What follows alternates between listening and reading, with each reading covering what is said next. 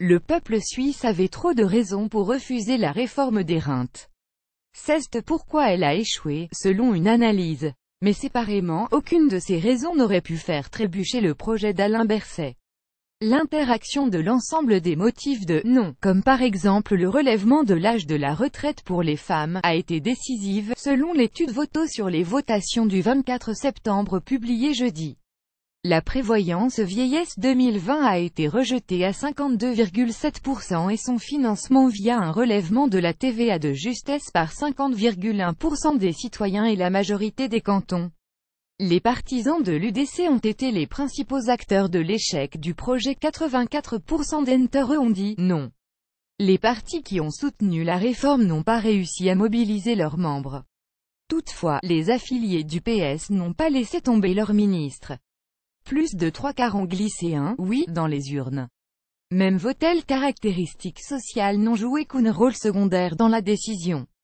Hommes et femmes ont rejeté le texte dans les mêmes proportions, selon l'étude.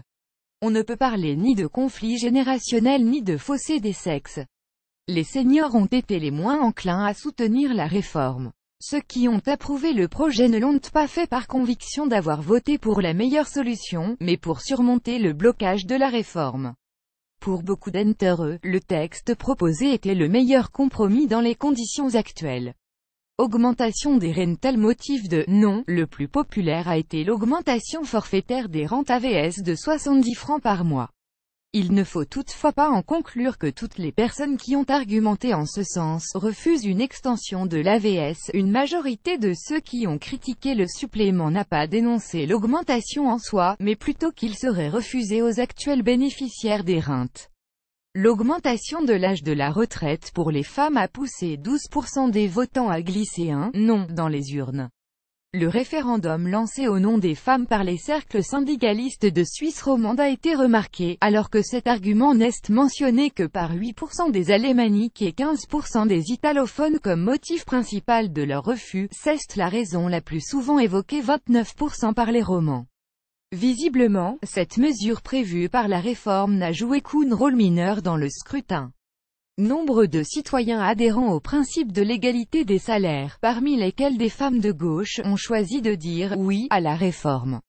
Avaler une couleuvre. L'analyste estime qu'un grand nombre de votants étaient prêts à avaler une couleuvre pour soutenir cette réforme, qu'ils considéraient comme urgente. Le relèvement de l'âge de la retraite des femmes peut fédérer une majorité, mais seulement s'il est amorti par certaines mesures de compensation. Selon l'analyse, les défenseurs de l'augmentation de l'âge de la retraite étaient aussi nombreux que les opposants. La moitié des sondés, 48%, se disent d'accord avec l'argument selon lequel « nous ne pourrons éviter de fixer la retraite à 67 ans afin d'assurer l'AVS à long terme ».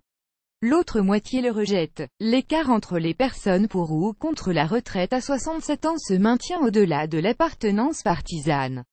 Seul le PLR fait exception. La retraite à 67 ans est plébiscitée par 62% de ses sympathisants. Les enquêtes Voto sont menées par le Centre de recherche Fort, le Centre d'études sur la démocratie à AROZDA et l'Institut de sondage Link. Elles sont financées par la Chancellerie fédérale. Pour cette étude, 1511 citoyens de toutes les régions de Suisse ont été interrogés entre le 25 septembre et le 10 octobre. NXPAT.